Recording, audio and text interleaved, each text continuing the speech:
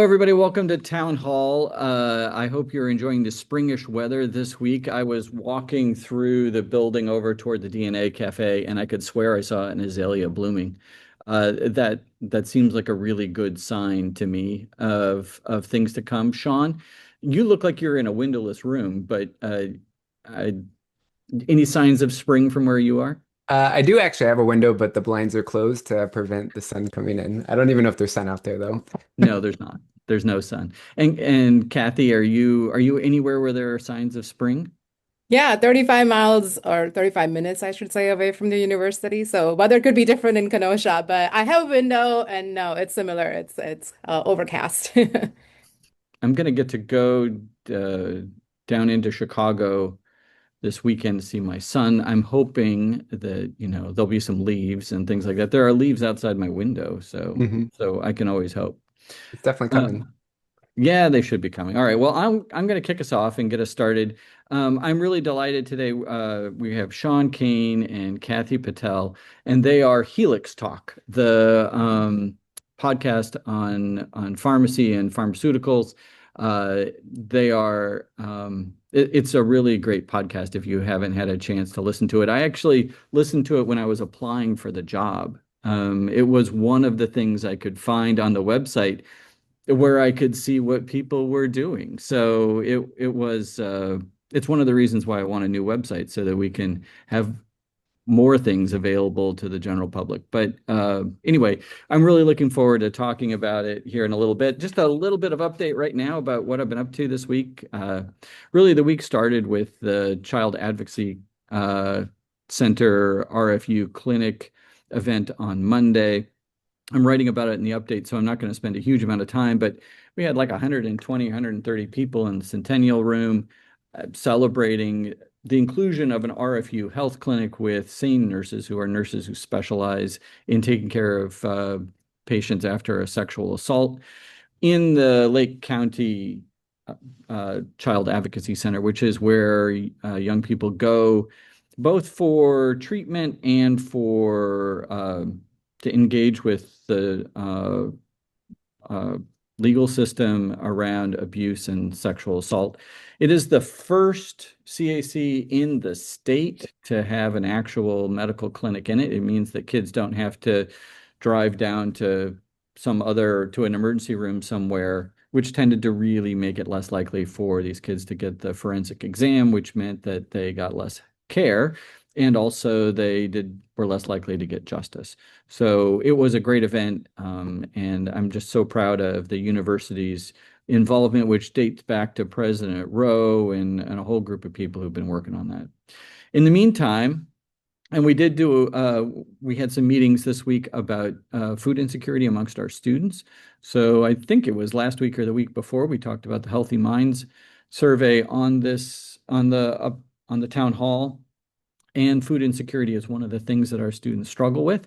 So we had some conversations with some friends in California from our alumni and Shelley Brzezinski. Brzezicki. We were working on what we might be able to do and working on some planning for that. Later in the week was the Colson Award lunch. Rachel Neff Greeley is the award recipient, and Sean gave a talk in progress on his AI project at the lunch, being an awardee from last year.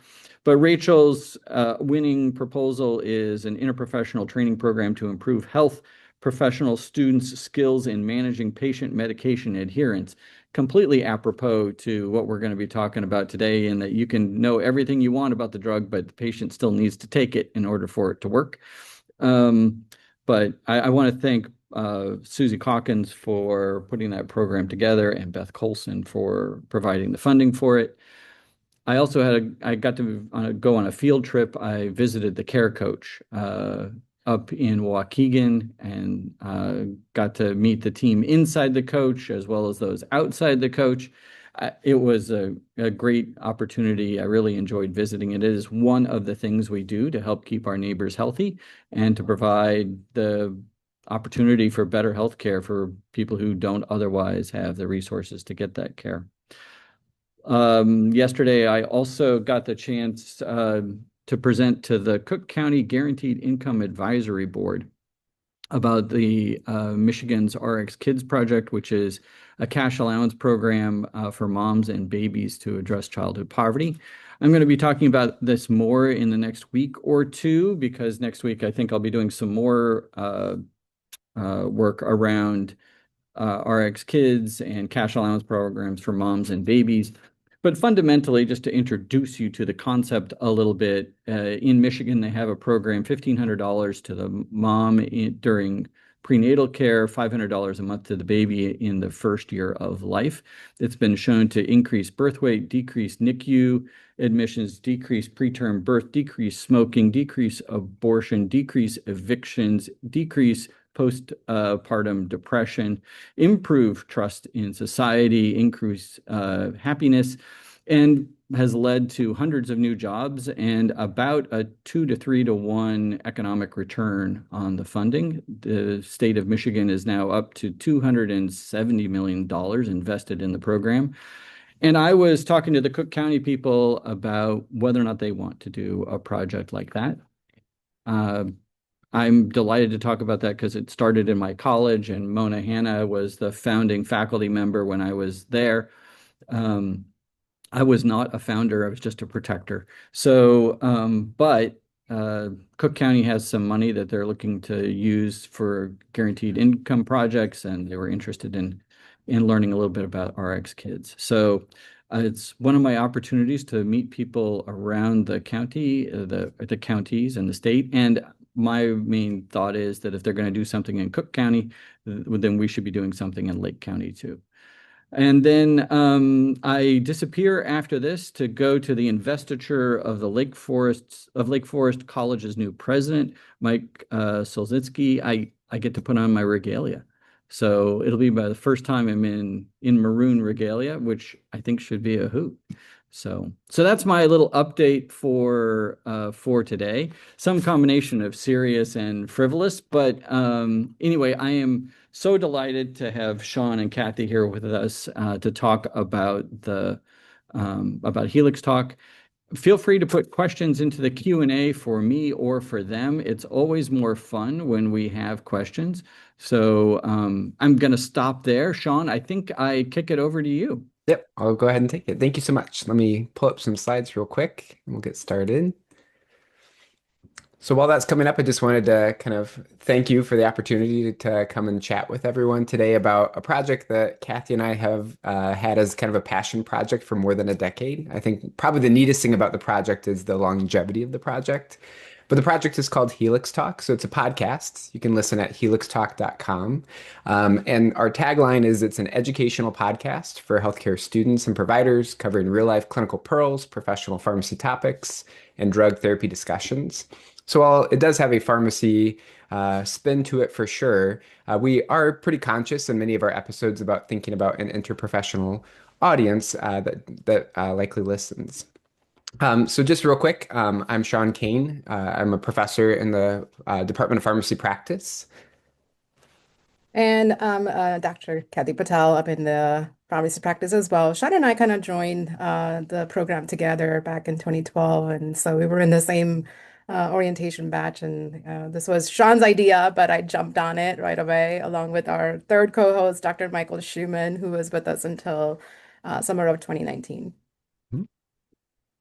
So I think I think the longevity of the project is one of the really neat things about it. So I thought it would be kind of cool to kind of give you a brief chronology of how it started and where we've gone since then. So back in January 2013, in our Pharmacy Skills Lab curriculum, we had what was called the Top 200 Drugs Assessment. So like mini quizzes about the most important facts about the most commonly prescribed medications. And every pharmacy school essentially has these quizzes, and every pharmacy school essentially has the same problem in terms of it's a little bit difficult to teach, what tends to be more rote memorization, especially to early learners that haven't learned the pharmacology or the medicinal chemistry or the pharmacotherapy about those medications. So we created a 6-episode pilot that basically taught about these commonly prescribed medications. We probably did maybe 5 or 10 drugs per episode, and they were aligned with our curriculum. So it was a supplement optional for students to listen. And we try to make it fun, interesting, come up with factoids about the various medications, things like that. And then we did a survey to ask the students what they thought about it. And one of the survey questions was, do you feel the podcast episodes have improved your understanding and comprehension of the top 200 drugs? And about 90% of them said yes. So that was kind of our green light that we might have something cool here, and maybe we should think about how to expand it and make it even better. So fast forward in April of 2014 as we officially launched the brand of HelixTalk, where we kind of pivoted away from the top 200 and added a variety of clinical, professional development, interprofessional collaboration type topics. This involved consultation across the university, so marketing, legal team, developing the website, which is largely managed by Sean. We came up with a few social media platforms to also promote our episodes. And then we also discussed at the College of Pharmacy, like the faculty workload and how it kind of integrates into the three pillars of what faculties are doing. Mhm. So then 2014, we had that launch. And basically, for about a decade, we had 17 to 18 episodes per year. So basically, every 3 weeks, we would come out with an episode. And really big milestone for us in 2019. So it took about 5 years. We hit 1 million downloads, which was a huge achievement for us. There's no way back in 2013 we would have expected to hit that amount of viewership. Yeah. So that was a really big deal for us, and really exciting. And we got some promotion from the university, some cards made and things like that to kind of brag when we have applicants come to our program and things like that.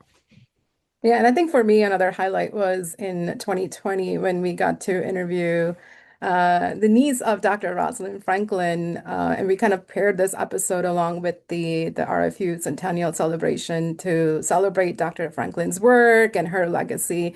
I knew about Dr. Franklin, what we read on paper and on page, but like talking with the niece, also named Rosalind Franklin, we got to know her on a personal level, and that was really fun. Mhm. And then kind of where we're at now. So March 2026, we're at 197 episodes published. We're so close to 2 million downloads. Very, very soon that will happen. And again, it's just been a story of longevity, I think, in terms of thinking about doing 200 of anything is really special. And then doing it for so long and having so many people download it, I think is really what makes HelixTalk one of the special things about our college and our university. This like kind of kicks us off in discussion of how it fits into that scholarship activity model for the faculty. And just to kind of illustrate here, each episode of Helix Talk reaches 6 times the audience of some of the notable pharmacy journals. So as for comparison, we have illustrated some of the common journals like Pharmacotherapy, Annals of Pharmacotherapy.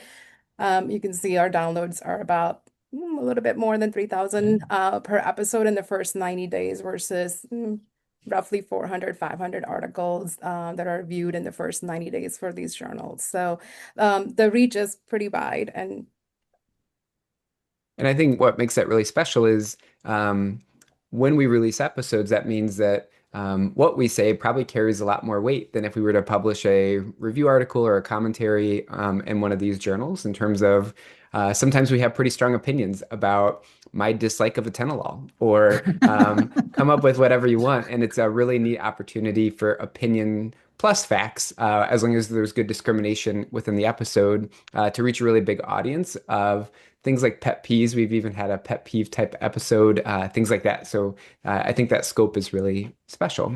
If Sean, if you and I have Yeah. a conversation about amiodarone, are we going to be on the same side or not? I like amiodarone. Are you not a fan? Yeah, I'm not a fan, Oh, but we'll have to talk sometime. yeah, There's some we'll have really to neat talk. kinetics. Yeah. So you might expect, I mean, for 3,000, you would hopefully expect that it isn't just the Rosalind Franklin community listening. And we do get some limited statistics on who actually listens. About 80% of our downloads come from the United States, and only about 10% of our listenership comes from the Chicago area. So, interestingly enough, New York City and Seattle tend to be bigger cities for us in terms of listenership, larger than Chicago. And that means that about 20% of our listenership is outside of the US. And apparently, we're pretty big in Canada, Australia, the UK, and Saudi Arabia.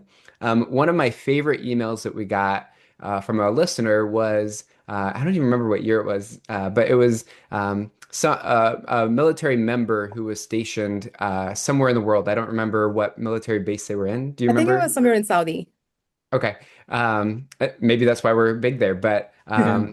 what was really neat is that they were preparing for a board exam, listening to Helix talk in, let's say, Saudi Arabia. And it was just so neat to think about that we were reaching this person so far away that had no other connection to us or the university except for the podcast. And we were helping them prepare for an exam. They took the time to email us and tell us how important and special that was. So I thought that was really cool. That is great.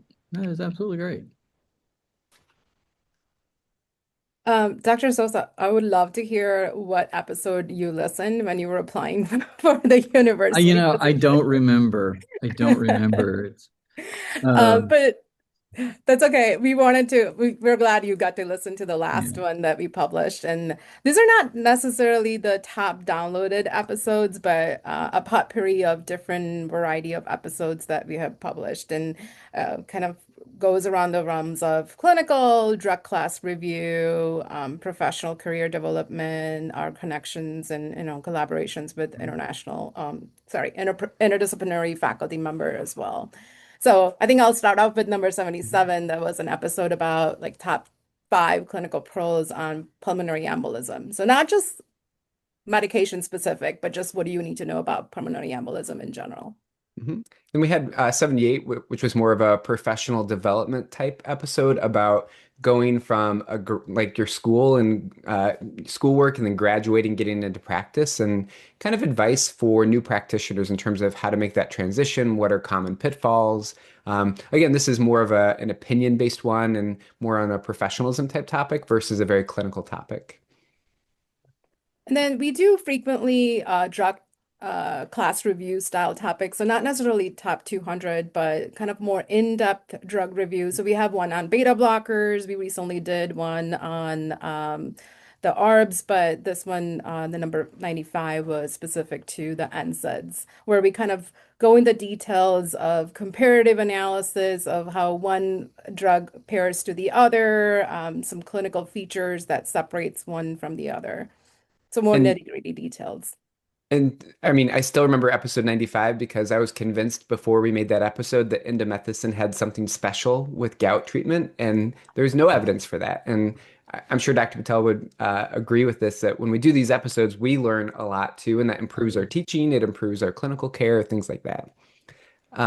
132, we actually were fortunate to chat with Dr. Chatterjee about kind of COVID-19 vaccine authorizations, the timeline with her background with that process. That was a really interesting episode and really neat to have someone outside of the College of Pharmacy be a guest on that podcast. Yeah, and then we got to collaborate with one of our alumni who ended up developing or starting her own independent pharmacy. She was also featured in the Helix magazine, but it was great to see also Dr. Patel, Hetal Patel, to be here to talk about what it took for her to make that leap after graduation and start her passion, which was independent pharmacy out in Tennessee. If you didn't know, podcasting is growing in popularity. I think probably when we started, we were thinking that we might have kind of hit a peak amount of podcasting nationwide. But that isn't the case at all. So you can see basically year over year listenership as kind of the target market, if you will, that we have of medical professionals is growing with their tech savviness and things like that. We're finding that nationally, podcasting is becoming more and more popular. So I think we've been able to ride that wave a little bit, which is great in terms of this is a modality that people prefer or have a preference for when it comes to entertainment or education, things like that. So it's not just medical education. There's definitely a trend nationally in the US about a preference for podcasting as a platform. And it's kind of a curious thing because we all complain about the, rapidly diminishing attention span Mhm. of Americans, right? And yet podcasts are long form essentially, right? It's you're going to be there for half an hour or 40 minutes or an hour and 10 or whatever it is, and Mhm. people apparently are game for that at a level that wasn't the case for radio and television and things like that. And it's smaller portions probably of the general public than those we're trying to reach, but I actually take this as a bit of a good sign for the American brain. Yeah. And I mean, it shouldn't surprise you that we thought a lot about like how long should our episodes be. We actually Hmm. published an article where we summarized drug-related podcasts. How long were they? How often did they publish? Who published them? Things like that. Hmm. But we think a lot about the entertainment aspect in terms of how we present, how we talk about it, Hmm. do's and don'ts in terms of, for example, we don't typically provide like a bunch of numbers from a study because that's an easy way from an auditory perspective to lose everyone, right? So Yeah. I think we've gotten better at keeping attention span over time too. And then this slide here just kind of shows how Sean and I and other College of Pharmacy faculty incorporate these podcast episode as suggested listening, supplemental learning in the classroom. This comes straight from Sean's heart failure lecture, but there's about 4 different episodes that we can offer students to kind of learn outside of what's presented in the classroom to Mhm. cultivate that lifelong learning strategy going forward. And then really my favorite story, and Dr. Souza, you literally exemplified the story with your anecdote about finding the website, finding out about Helix Talk. My favorite thing by far is have hearing stories when we have fourth year pharmacy students that go out, they interview for either residency or jobs or whatever, especially nationally, and they get free business cards, right? And these business cards have the RFU logo on it. And I can't tell you how many times, and I'm sure Dr. Patel has heard the same story. They hand their card to someone and they say, "Oh, you're at the university with Helix Talk." And they immediately know, "Oh, I listen to Helix Talk. That's the seal. The seal is on your card." And it becomes this immediate connection that the students have with whoever they're interviewing with. And I think that's so special because oftentimes like it's something like that that helps get a job where you have a connection, you have this commonality, and from a branding perspective, Helix Talk is free with an asterisk in terms of there's a little bit of expense in our time, of course, but the amount of marketing benefit that we get out of Helix Talk is a lot more than what we're paying for. We'll just say it that way.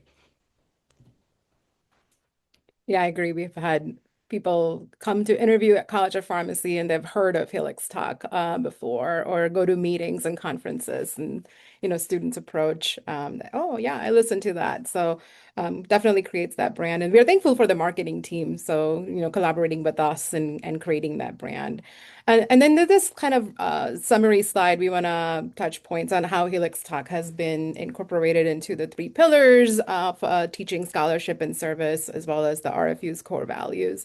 We sort of discussed and put the point on how we think that it's reaching broader audience than some of the notable journals. So in terms of that scholarship, our episodes have like the common 4 summary points from each of them. We have reference points too. These are kind of reviewed. Content has been reviewed by Sean and I and other contributing faculty who's brought on board.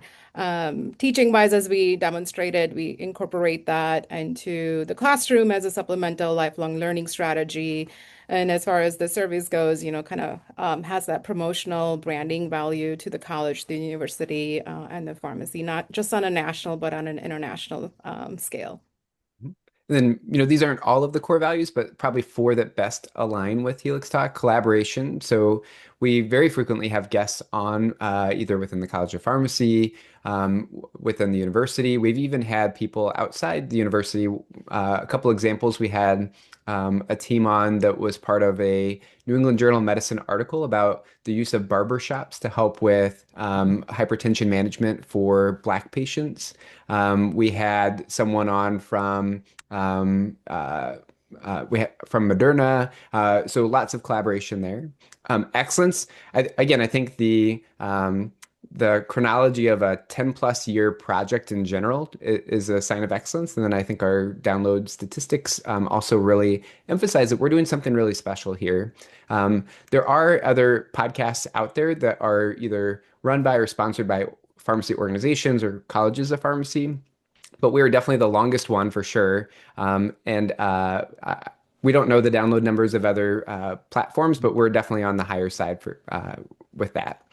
Innovation, even though podcasts, I would argue, aren't necessarily innovative, I think the way that we've done it, the way that we've integrated it with our teaching from a scholarship perspective is definitely innovative. And then scholarship, we've kind of already touched on that. So I'm going to go ahead and stop sharing my slides here, and we can certainly take any questions or kind of chat about HelixTalk. Yeah, so we do have some questions. I may have started something a little bit. Anonymous says, for the record, I also don't like amiodarone. Oh, no. Yeah, I know. And then Kristen Allswede says, I worked on several amiodarone projects. I also don't like it. It's a difficult drug to work with formulation wise. I mean, I took us in a direction maybe we didn't need to go, but I'll just say, the thing as a general internist working in a hospital I don't like is it's often pushed as rhythm control in patients who would probably be better as rate control. Mm-hmm. And so that's the sort of, anyway, that's my little bias about it. Kirsten Wiesand, the Dean of Pharmacy, says, I was at the American Pharmacists Association meeting in Los Angeles a couple of weeks ago, and someone approached me to fanboy, his words, about Sean and Khyati. He was a loyal podcast listener and couldn't speak highly enough about how much he loved it. And then Kristen has a question for you. What have you learned about audience preferences, educational needs, or anything else from hosting the podcast for more than a decade and interacting with this engaged audience? I think for me, it just re-emphasizes one, that there's plenty of learning preferences. Some people are not auditory learners. I'm ironically not an auditory learner at all, but I do think that I can align with that with the right type of delivery, right? So more engaging, less numerical things thrown at me at the same time, more entertainment value, right? So telling a story is a great, effective way to present anything.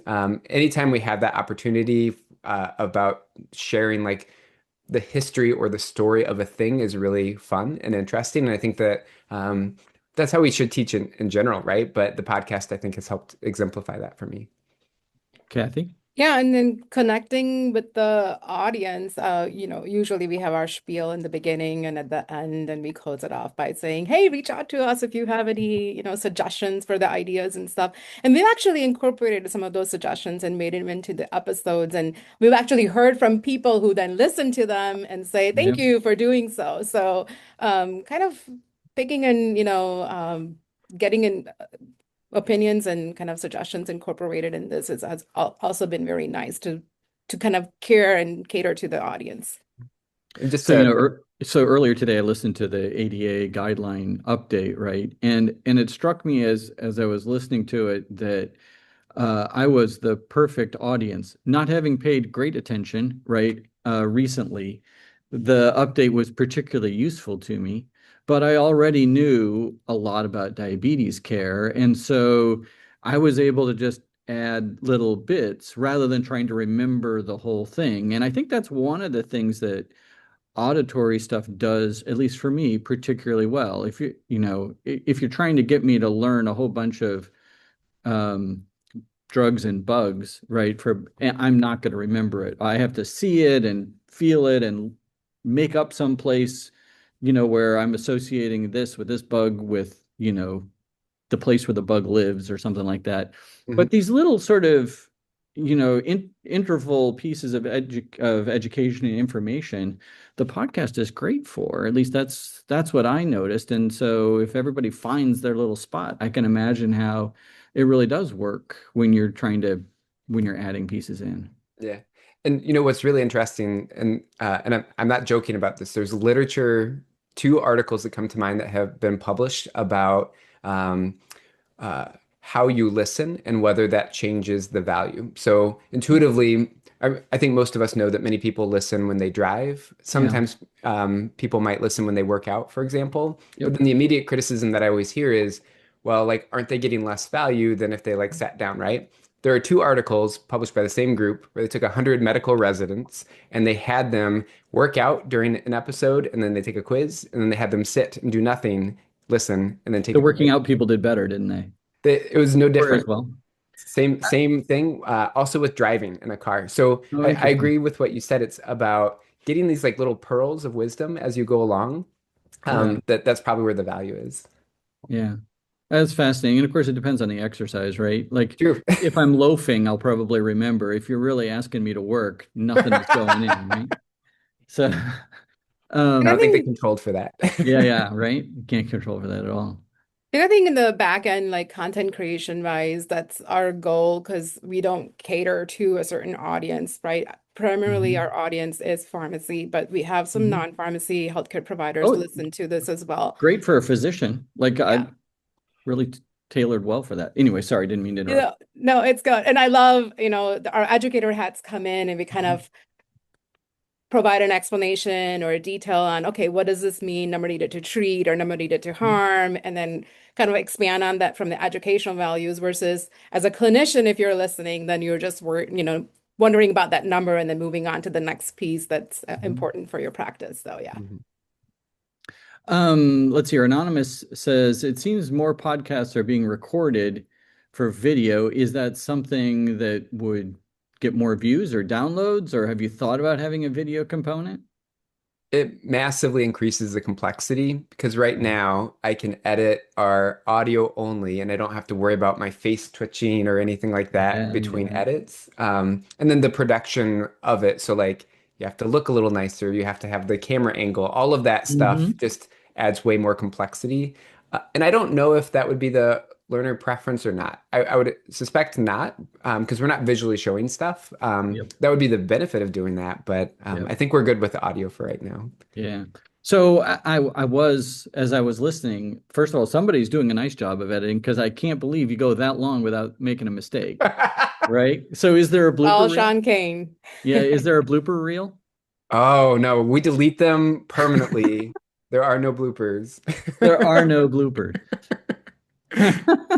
So what is the process? What do you guys, how do you like, because you, so either you read really, really well, really naturally, or you have bullet points or something, but it's clearly well planned because in the one I was listening to, Khyati was sort of presenting as an expert mostly, and Sean was asking good clarifying questions that seemed planned to me. Am I right about that, or are you guys winging it? I love that you paid attention to that tone and Mhm. that, that Mhm. format. Uh, there's usually a plan, especially when we bring in a guest. I guess we had Dr. Rachel New who was here when we talked about the stroke guideline update. And so we pose her as the expert, and then Sean and I will take turns. So it kind of breaks the monotony, Yeah. improves the audience attention too. Similar to other non-clinical podcasts too, we kind of focus on the experts and have them do more of the talking and stuff. But we normally develop a script that kind of guides us. We don't read it, line by line, but it Yep. kind of keeps us on track. And then, as you said about the bloopers, yeah, I do this during the recording or we have a 2 second pause, and at the end Mhm. I say, Sean, make us sound intelligent and smart behind the scene. He does all the editing. How much work is the editing, Sean? It's probably 3 to 4 times whatever the recording time is. So Yeah. it's definitely not nothing, and it's worth it because even taking out uhs, things that you maybe not would think as much about, it does make you sound way more polished in a good way. And that's important to us that we sound confident and obviously accuracy is important. So if we say the wrong thing, that's definitely getting clipped out. And we're at this point after doing it for so long, I think Khyati and I have a really good chemistry in terms of Mhm. how we chat with each other, nonverbal cues to help each other know who's talking next. We don't talk over each other, things like that. So I think that that is also really important versus if it was brand new, like the two of us working together. I mean, that's one of the things about having an external audience, right? For this, there's no editing. We like clip the ends of and that's it. Mhm. On purpose. It's a almost entirely internal audience.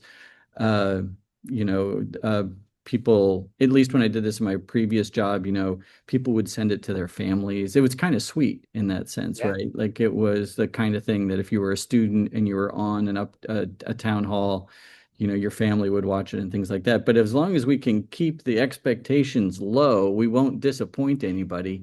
So, but you guys are obviously aiming for a higher, more relevant, and the very fact that it's scholarly, right? Just looking at the references, the amount of public intellectual work that you guys are putting out, what the value of that is for your discipline, for the reputation of the college, for the university. I mean, uh, I understand why you're editing and putting time into it, but it really does, it pays off. It's a wonderful listener experience. Yeah. Thank you so much. So let's see here. Can peer review be incorporated into podcasting? Oh, this requires a beer probably, but I, I always wanted to do a podcast with a faculty member who was particularly crazy. It would just be, my midnights with Anthony. And I thought the two of us with a beer at midnight, tired, and just letting him go would be Yeah, a great that would be physiology great. experience. Anyway, but so have you guys thought about what peer review looks like? Does it, and in my head, may not actually add any value, but still should have, I mean, that one may be one of the sort of not relevant uh, gates that we put up for work like this. But have you guys thought about it? I would say a little bit. So we did do one episode that was a pharmacy CE episode, and we Mhm. did get our script peer reviewed. But remember, our script is not verbatim, word for Mhm. word on purpose, right? So that we don't sound like a robot. Um, so, Yeah. uh, and that was fine. I don't know that it added that much more value to the process. And I think Mhm. if you consider like who is the audience here, like there are mechanisms for informal peer review, so audience members can definitely reach out to us if there are comments, questions, things like that. And we do peer review each other, right? So even though we're authors, it's not quite a peer review, but we do check each other's work and things like that. I just don't know that it would add enough value to justify the time to do that, but it's something we could always consider in the future. I do actually have an idea about that. There's a resource called MedEd Portal at the Association of American Medical Colleges, which is designed to provide peer review opportunity for curricular materials. Hmm. So you produce something, and you have to have some evaluation material. But an individual podcast, if you had 20 students evaluate it, you might be able to submit each individual podcast as something that was peer reviewed after you made it. Um, I don't know, but we could talk about that at some point if it turned out to be valuable. But in my head, as a scholar and as a university president, this is exactly what universities are supposed to be doing, right? I mean, the sort of classic concept of taking information that comes out of the scholarly world and making it available is a core part of what universities are supposed to do. Mhm. Anonymous asks, how could the podcast be used as a way to expand interprofessional education opportunities at RFU? I suppose that's more people using it, right? I mean, like I said, as a physician, I'm like, oh, wow, I see why that's valuable. Um, so I would think for our nursing, pharmacy, PA siblings, it would have the same sort of potential value. Yeah, I would say I direct pharmacotherapy and so does Sean Mhm. Kane. So we have suggested episodes in our lectures that we teach in, and our physician assistant students are also listening. Sometimes they have reached out with recommendations too. I suppose other ideas could be reaching out to the different professions and see what their educational needs Yeah. are. How can we reach their listeners better? And we're very open to collaboration and then doing episodes with them. Yeah. Gotcha. Lisa Hop asks, advanced practice nurses are prescribers as well. Would you be interested in including any of our prescribers in CON in an episode? Sure. Email me. Yeah, we love having other people on. I mean, we obviously have episode ideas of what we really want to focus on. I've got a couple in the hopper that I'm really excited about, as does Khyati Patel. But we're always open to new things, and we try to not plan too far ahead because stuff like newsworthy items happen, right? Like new guidelines get published, and we want to make sure that we're timely in covering it. So we're not super prescriptive in terms of our publishing timeline and things like that. Uh, Lisa says thanks, and she will. And then Anonymous says trade secrets should not be revealed, which I presume is your process that I was asking about. Um, one of the things that I was wondering was the CME part, right? And so you've done some CE, but it would seem to me like almost all of these would count as CE or CME or CNE or whatever whatever the range would be. Are the hoops really big or really difficult to get through? I guess big hoops are easy to get through. Are the hoops really small and difficult to get through, or are there? Anyway, what's been your experience with that? I'd say we'll need a small FTE, right, Sean? What do you say? With that one episode we did and the amount of back and forth with the organization that helped us get that, CE approved and stuff. But if we get into the process of doing those routinely, I know that would become faster as well. So Yeah, the other barrier is we had to use an external company for the CE accreditation for pharmacy because we don't have a pharmacy CE accreditation here. So the upfront cost of having that internally is enough that that's the big barrier. But then Gotcha. using the external people, the chronic cost of that really adds up. So Well, it's yeah, kind because they of, want to make money on it. of course, yeah. Yeah. What do you guys do? You have so when we do town halls, we actually have a calendar out to the end of the year. And we're trying to program different weeks, what those are going to look like. Can we get the people, blah, blah, blah, all that, all the stuff you might imagine. Do we do one on Earth Day or do we do one on, pick your whatever, right? Yeah. So how do you guys, what's your schedule look like? How are you guys thinking about what you're going to be doing, or how far out do you plan? I would say almost never are we more than a couple months out. So we'll say like 5 to 8 episodes maximum to make sure that we can be nimble if something new comes up. Just today, I've added amiodarone is not everyone's favorite drug episode coming soon to a president's office near you. But yeah, a lot of times the main thing that we try to think about is the variety of episode type, right? So we've now covered one guideline update for diabetes, and we are definitely going to do the new lipid guideline Yeah, update that yeah, just yeah. came Those out. are That's that's huge. a sea change right there, right? All the way Yeah, down to, you know, I maybe screening was in there, childhood screening was in there before, but certainly not the stuff down into your, 20s and 30s. yeah. It's a real change. And at least for me, I think what I like about those episodes is that that's really high yield for people who have already learned the content that just want to know without having to read the 120-page document, like what's new, what do I need to know, Yeah. or whatever, right? But we also really like the episodes that are professional development. Pet peeve type episodes are always fun, things like that. So we try to get some variety there, and that's part of our planning process.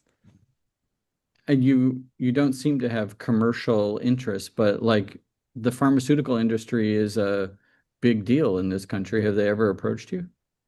I don't, did we have, well, not in terms of like them approaching us, but we've had a couple podcasts with medical science liaisons. So when Sean mentioned it was along the lines of mRNA technology, not necessarily the vaccine, but that happened soon after the pandemic. And then we had another industry partner. This was not more about commercializing, their products or anything, but just the career pathway and how they ended up in the industry with, many different hats they wore beforehand. So the students who are pursuing industry and careers and stuff, they can get an idea.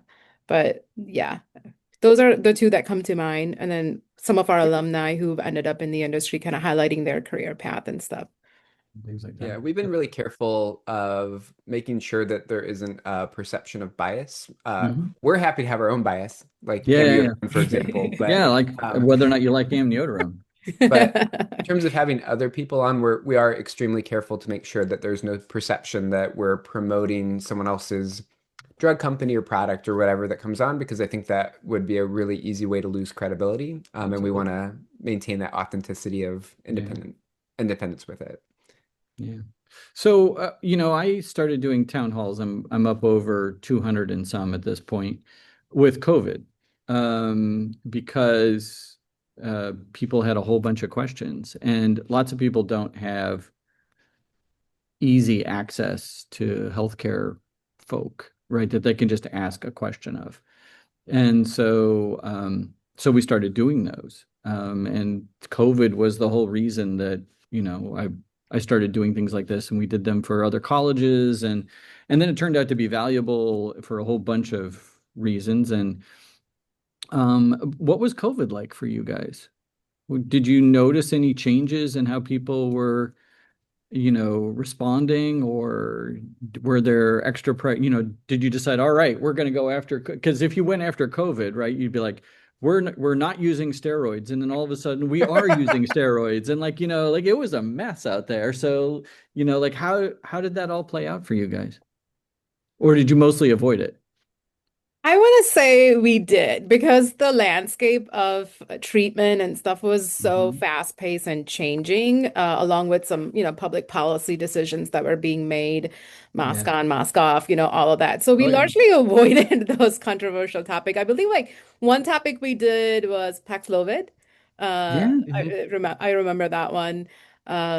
But as far as our approach during COVID goes, it's like we went obviously remote, so that's where we had to rely on Google Meet and then and do Mhm. the episode. Sometimes we were saving bandwidth because most people, our collaborators, were also working from home, so we missed that visual cue where the video was off and stuff. But we made it do. I think Google Meet recorded it just fine. Sean can tell you a little bit about the technical hurdles that he may have faced, but. Yeah, I would agree with what Dr. Patel said. For the most part, we were really cautious of any COVID treatment related things to make sure that, because there is a timeline, right? Of you record it, it might take me a Yeah. week to edit it, and then it gets Yeah. published, Oh, and then yeah. like maybe something, because everything moves so fast, right? So that plus any of the political components of it, we were really careful with. Yeah, I think for me, I was spending an hour every morning reading COVID stuff. Hmm. And then I'd write about it, and then I would do a town hall. The only time I really got tripped up, I hadn't found the masking literature questions. And so, and if you recall, there was the whole question about whether or not it was spread like a respiratory virus or not. And that was the only one where I really got, you know, I should have, been following what was going on a little bit better around masking. But in any case, I was wondering a little bit, had either of you done anything like this before you decided to pick this up? No. No. You're just like, all right, we're going to give this a whirl. I guess you Yeah. taught. I mean, like, let's be Well, honest. yeah. Anytime you're teaching, it's a podcast, right? Or it's a small show. I mean, most of the reason that one of the things a lot of us like is that teaching is a little bit of a performance, Yeah. right? You're planning, you're putting together, you're presenting your stuff for the benefit of other people, whether that's, knowledge or entertainment or both. And then you get some feedback from them and from their exam. I mean, it is a performance in a lot of ways, Yeah. right?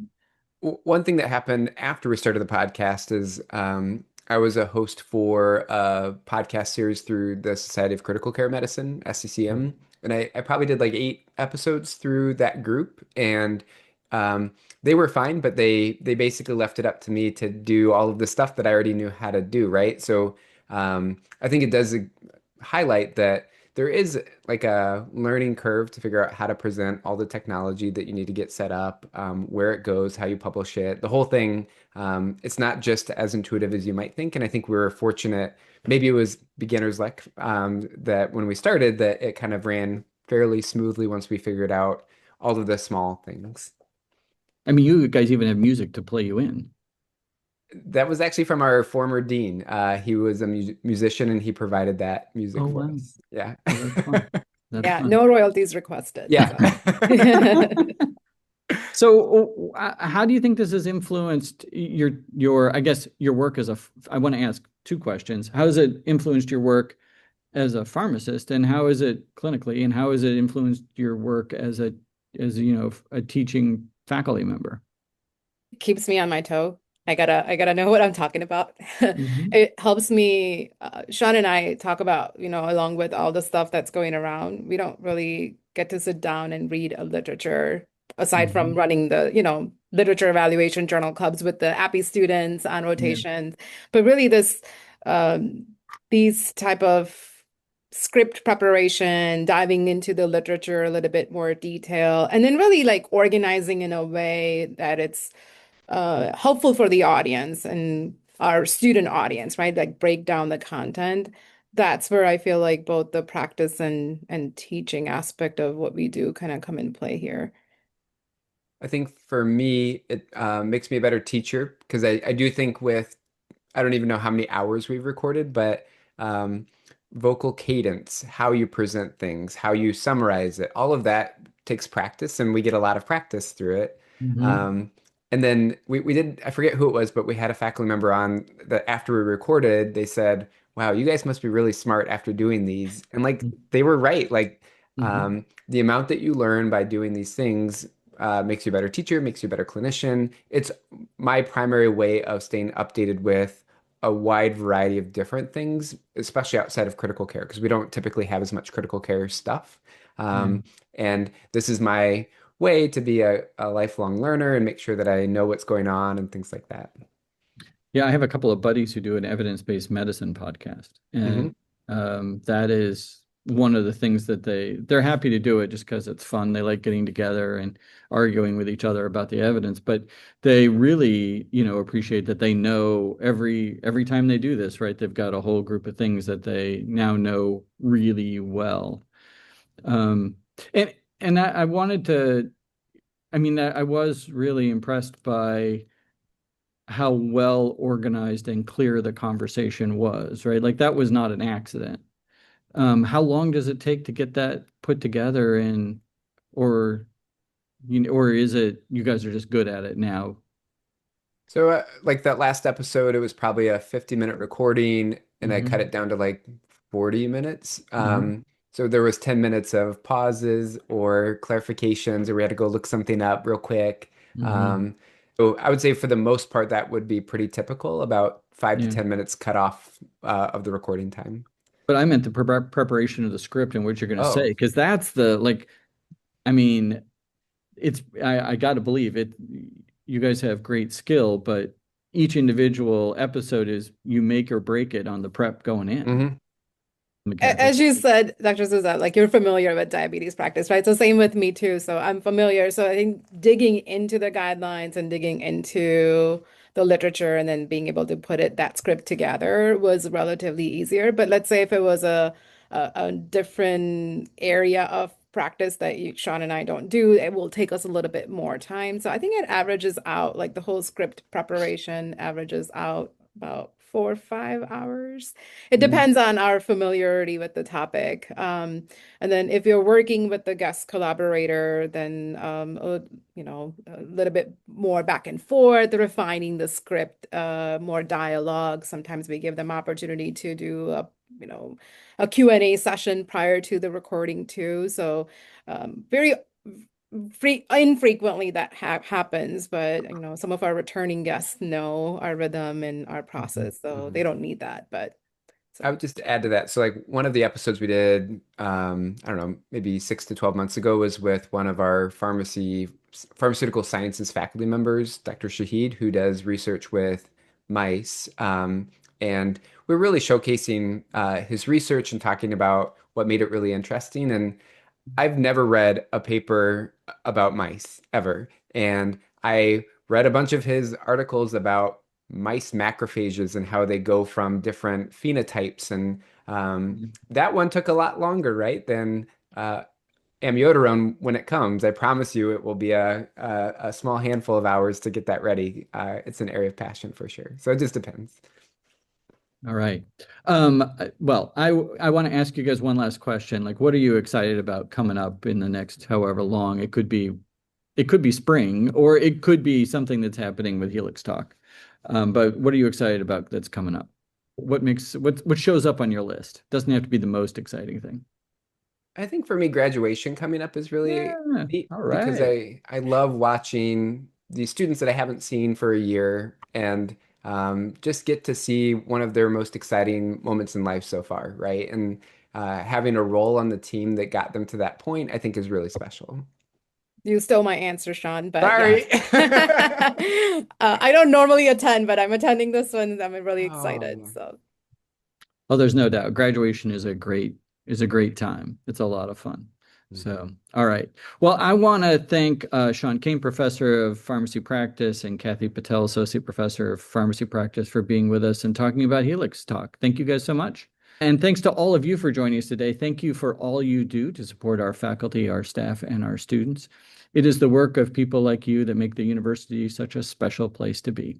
It is Friday. I hope you get to have a weekend. Take care, everybody. Bye-bye.